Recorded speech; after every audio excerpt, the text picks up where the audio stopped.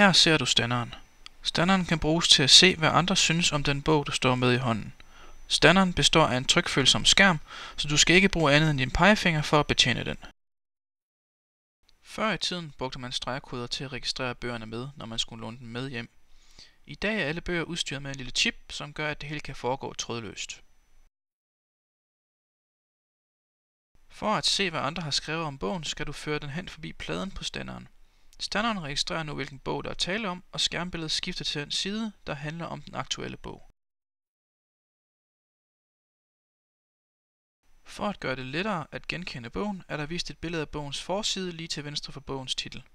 Ikke alle bøger har tilknyttet et billede, men rigtig mange har. Til højre for titlen ses der en række stjerner. Antallet af stjerner er en hurtig og nem måde at se, hvor godt andre har kunnet lide bogen.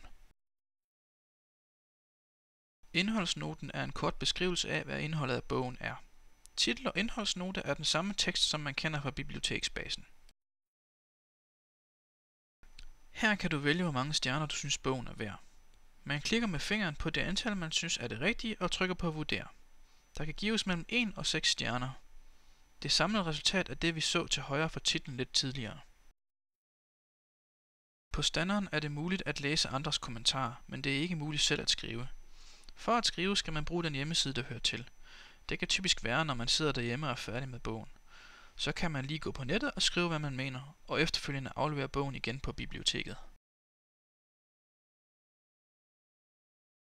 Når man er færdig, kan man trykke tilbage til forsiden eller bare lade det stå.